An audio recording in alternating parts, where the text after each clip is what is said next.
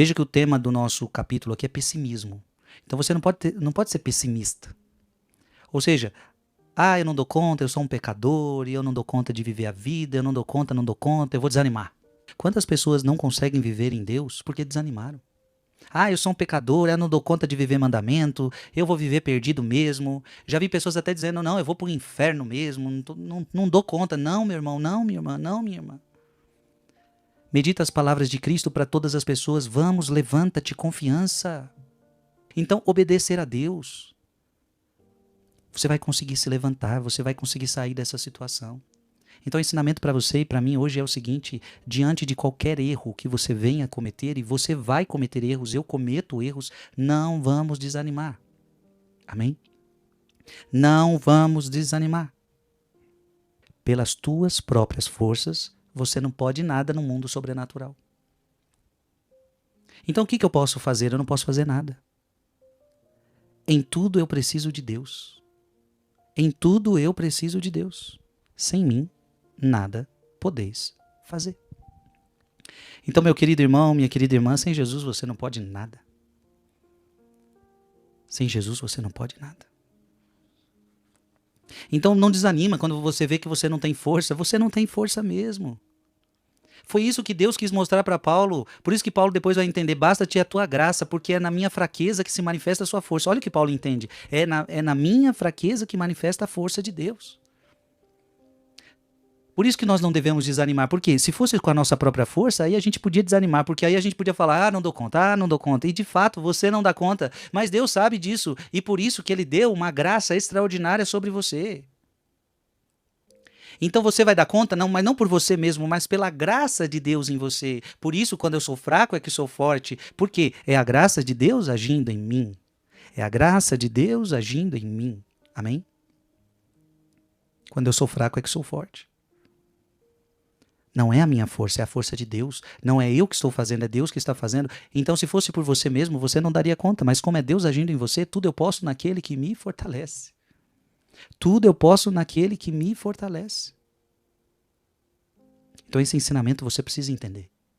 Depois Paulo vai dizer, onde abundou o pecado, superabundou a graça. Ou seja, você está pecando, você errou, mas não pare, porque a graça de Deus é maior do que esse teu erro. A graça de Deus é maior que esse seu pecado. Então eu digo para você, meu irmão, minha irmã, não desanime de Deus, não desanime da santidade, não desanime. Por quê? O seu pecado é grande, mas a graça é maior.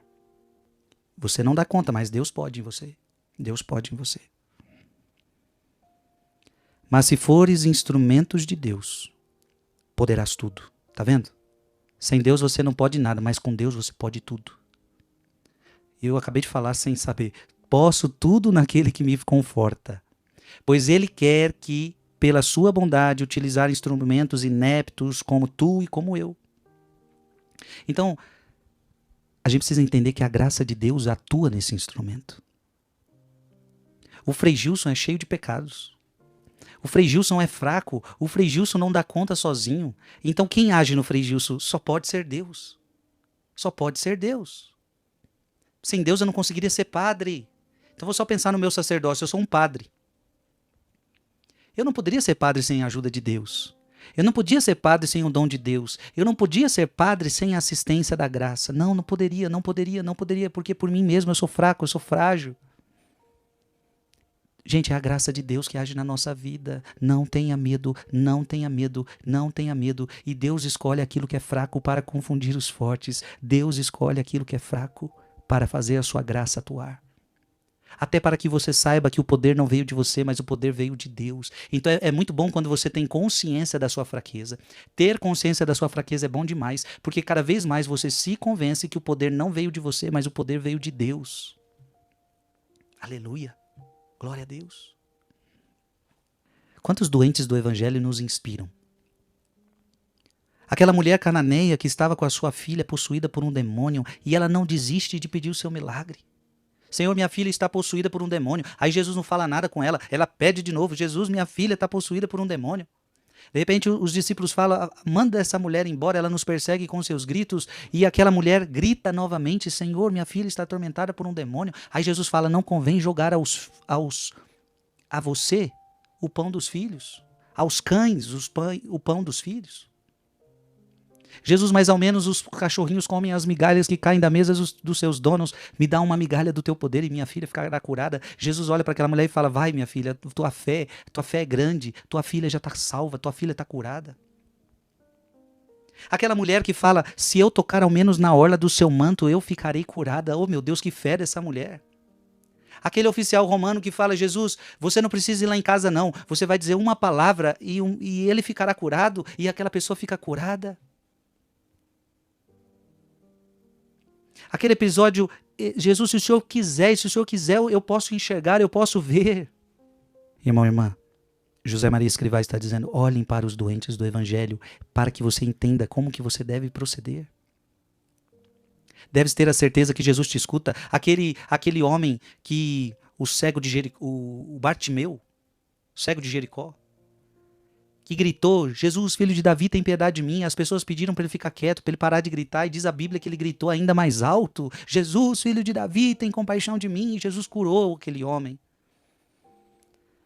Ah, meu irmão, minha irmã, estes exemplos são exemplos de fé.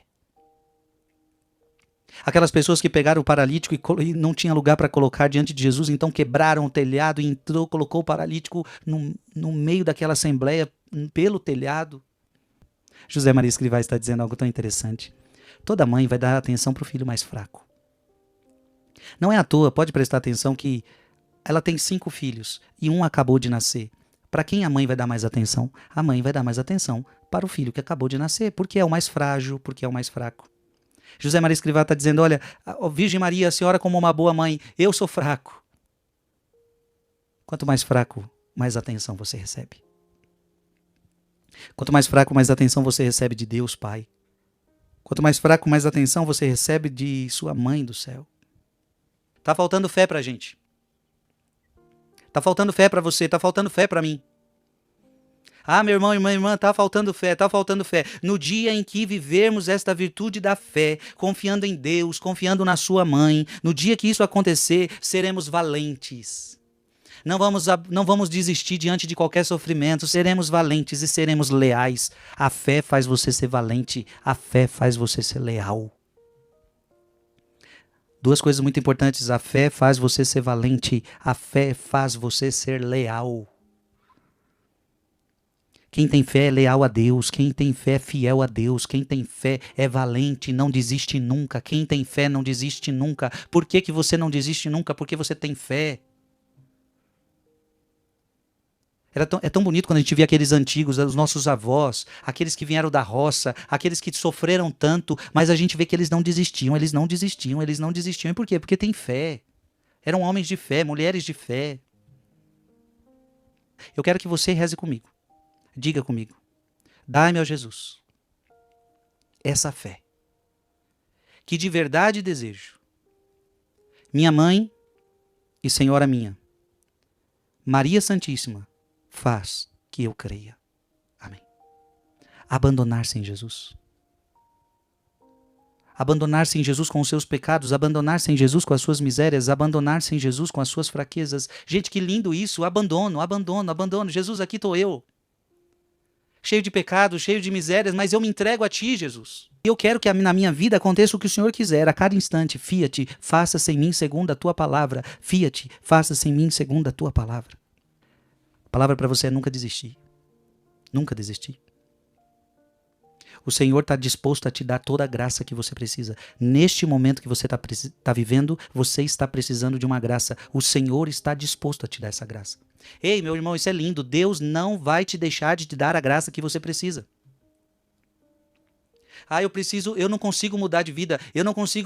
Tem gente que fala assim: eu não consigo largar esse vício do cigarro que está acabando com a minha saúde. Eu não consigo largar essa bebedeira. Eu não consigo largar esse pecado, esse adultério. Claro que você consegue, claro, não você, mas Deus em você. Ora, se você disser que não é possível largar isso, significa que você está dizendo que a graça de Deus não pode fazer nada na sua vida. Meu irmão e minha irmã, isso seria até um pecado? Deus pode fazer todas as coisas. Eu pergunto para você: Deus pode te libertar dessa bebedeira, sim ou não? Deus pode te libertar desse adultério, sim ou não? Deus pode te libertar dessa pornografia, sim ou não? Deus pode te libertar dessa droga, sim ou não? E eu sei que você está dizendo: sim, Deus pode. Quem não pode? Você.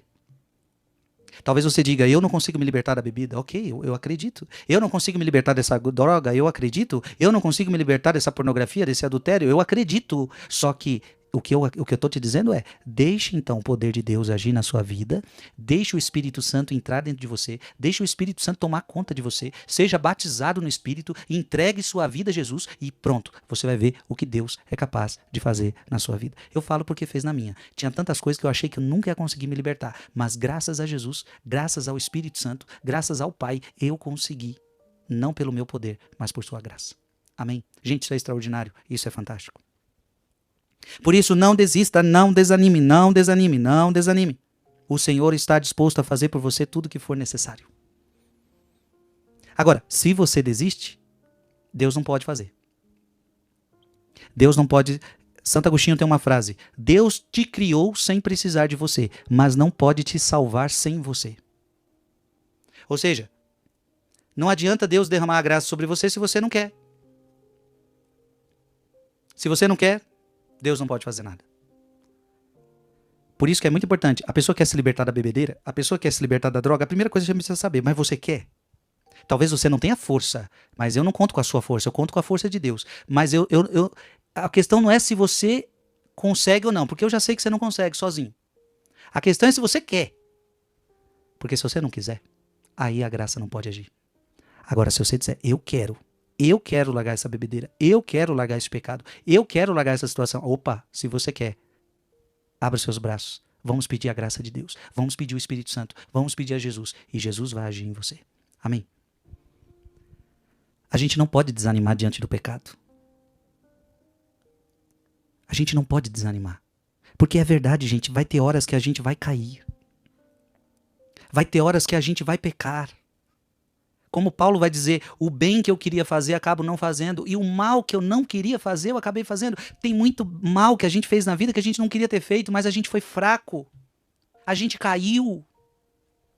A gente não conseguiu dizer não à tentação. A gente não conseguiu dizer não ao pecado. Oh, meu Deus, misericórdia. Mas mesmo quando você cai, seja uma falta leve, seja uma falta grave, não desista.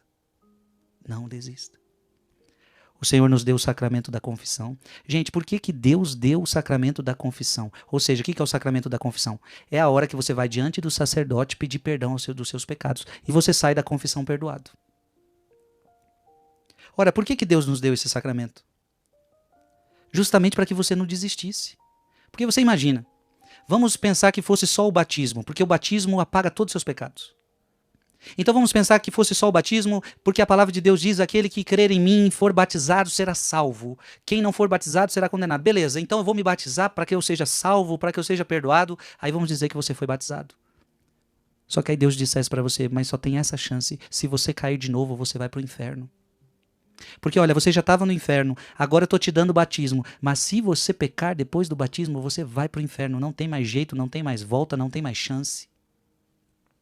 Deus sabia que nós somos fracos. Depois do batismo, se você cair de novo, não é para você desistir. Tem o sacramento da confissão para você nascer de novo. Porque, gente, o que acontece? A gente já nasce morto. Como assim? Eu já nasci morto? Sim, você já nasceu no pecado. Diz a palavra de Deus, minha mãe concebeu-me no pecado. Você já nasceu no pecado original, no pecado de Adão e Eva. Quando você é batizado, você nasceu de novo.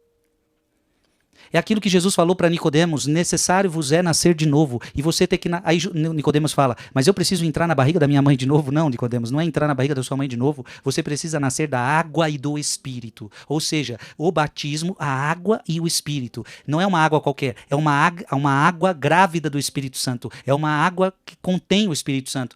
Então, se você for batizado, você vai nascer de novo. Só que o salário do pecado é a morte. Oh, meu Deus, eu estava morto. Parece aquela brincadeira, vivo, morto, né? Você nasceu morto. O batismo fez você nascer de novo.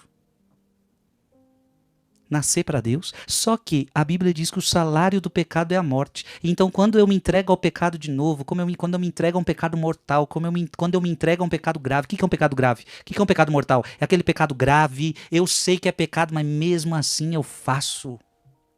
Eu sei que é pecado, mesmo assim eu faço. Ou seja, é uma falta muito grave, mesmo sabendo que é pecado eu faço, então, aí você morre. Morre. O salário do pecado é a morte.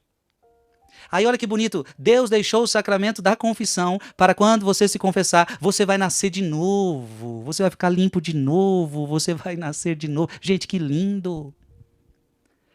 Eu não consigo entender como tem gente que não se confessa. Eu não consigo entender como tem católicos que estão há anos sem se confessar. Sabe? Tem católicos que estão há anos sem se confessar porque tem uma, por exemplo, muitos não se confessam porque moram junto. Obviamente você não vai conseguir se confessar, você não vai poder se confessar, não é porque a igreja não quer te perdoar, mas porque você, para se confessar, você tem que querer resolver essa situação. Ou seja, qual é a situação que tem que ser resolvida? Você está numa relação de fornicação, tendo relação sexual fora do casamento, tendo uma vida de marido e mulher fora do casamento, isso não agrada a Deus. Para se confessar, primeiro tem que mudar isso, tem que resolver, tem que se arrepender, mudando atitudes, para que você consiga se confessar. Veja, tem muita gente que não se confessa por causa disso. Mas aí o assunto é mais complicado, envolve duas pessoas, não é tão simples resolver esses casos. Aliás, você que está nessa situação, aconselho você a procurar um bom sacerdote e perguntar ao padre: padre, minha situação é essa, moro junto, como é que eu faço para resolver minha vida? Porque tudo tem solução, basta você querer achar um bom padre e ele vai te orientar. O que você tem que fazer para sair dessa condição de pecado e entrar para o estado de graça, tá? Então não desanime também, você que está nessa situação, não desanime, vamos ajeitar essa vida, tá? Agora, tem muito católico que não se confessa há 10 anos, há 15 anos, há 20 anos. Você vai ver, a pessoa está casada na igreja. A pessoa não tem nada muito grave que a tira disso, só que ela não está nem aí para a confissão. Ela não sabe a importância da confissão. Veja, não é que ela não tem um monte de pecado, ela está cheia de pecado, só que ela não sente necessidade de confessar. Ora, isso para uma pessoa que não é católica, a gente até chega a compreender, ele não conhece a fé, ele não conhece a importância da confissão. Agora, para um católico, às vezes vai até na missa, às vezes faz novena, às vezes faz isso, faz aquilo, mas não se confessa. Meu irmão e minha irmã, não se esqueça que a confissão, ela faz a gente nascer de novo. O pecado nos coloca na morte e a confissão nos faz nascer de novo. Eu aconselho você a se confessar todo mês. Eu procuro confessar todo mês, para que eu vou nascendo de novo. E aí, gente, como é bom a gente sair da confissão com esse propósito, né? É muito importante sair da confissão com propósitos de emenda. A confissão não seria válida se a pessoa vai lá, confessa com o padre, mas ela não tem propósito de emenda. Ela não quer mudar. Ela só foi lá para falar. Essa confissão seria inválida. Porque é um pressuposto que para a confissão ser válida, você queira mudar de vida. Você esteja arrependido. É por isso que eu acabei de dar um exemplo, que a pessoa que está numa situação de sexo fora do casamento, ela pode se confessar, mas desde que ela queira mudar isso. Então não adiantaria eu ir me confessar se eu não quero mudar minha vida.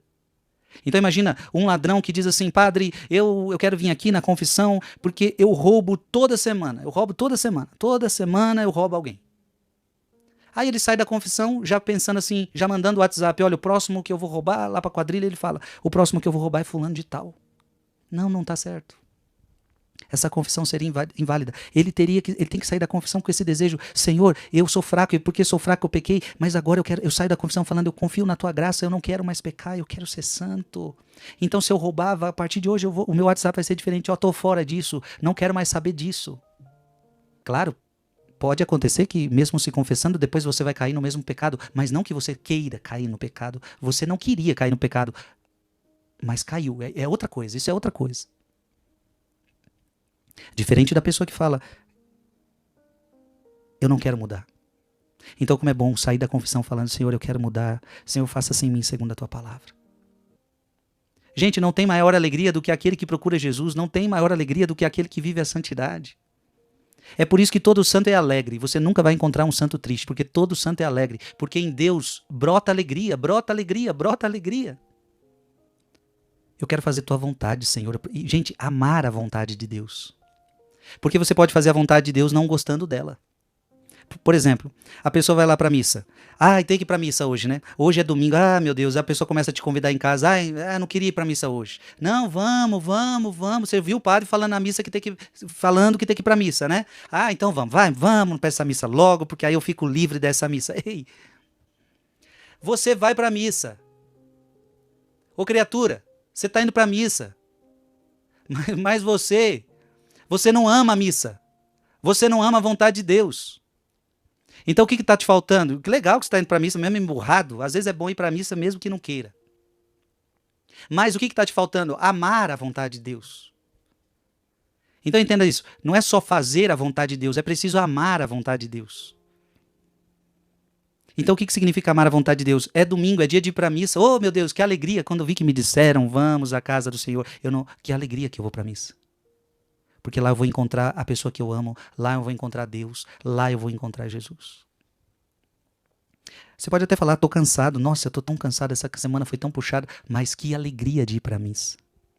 Porque lá Deus vai descansar minha alma, porque lá Deus vai falar comigo. Eu amo fazer a vontade de Deus. É um fardo para você ir para a missa? Não, eu amo ir para a missa, eu amo ir para a missa. Para mim seria difícil se não tivesse missa, porque eu amo a missa. Vamos aplicar isso a outro mandamento? O mandamento de não pecar contra a castidade. Então, a relação sexual só deve ser feita no matrimônio, por uma pessoa que é casada na igreja. Sexo só deve ser feito entre um homem e uma mulher dentro de um casamento na igreja. E isso é o que Deus estabeleceu. Não foi Frei Gils que estabeleceu isso, foi o próprio Deus que estabeleceu isso. Isso está em Gênesis, isso está depois no Evangelho de São Mateus, tanto Jesus falou como Deus falou, Deus Pai falou na Sagrada Escritura. Então, eu amo essa vontade de Deus. Então, eu que sou padre, eu não posso ter sexo porque eu não sou casado. Eu sou sacerdote, eu vivo a castidade. Eu não sou casado, só pode fazer sexo quem é casado. Então, eu que sou padre, eu amo a vontade de Deus. Agora, tem gente que vai falar o seguinte, esse negócio de a igreja, não pode isso, não pode aquilo, e a gente não pode nada. Os tempos mudaram. Os tempos mudaram. Esse negócio de que não pode ter sexo, isso aí não existe. Isso aí é da época do não sei da onde. E às vezes a pessoa faz, mas faz com fardo, faz reclamando, faz murmurando. Não, a gente tem que crescer, a gente tem que evoluir. É a vontade de Deus. Eu amo a vontade de Deus. Então por que você não faz sexo no seu namoro? Por que você não faz sexo no seu noivado? Por que você não vai morar junto? Ora, porque esta não é a vontade de Deus. E eu amo a vontade de Deus. Sabe qual é a vontade de Deus para mim? Porque não sou casado ainda? A castidade. Abstinência sexual. Então, por amor a Deus, eu faço isso. E não é um peso, é alegre. É com amor. Você está entendendo? Cumprir os mandamentos de Deus com amor. Amar a vontade de Deus. Pai nosso que estais no céu, santificado seja o vosso nome. Venha a nós o vosso reino. Seja feita a vossa vontade.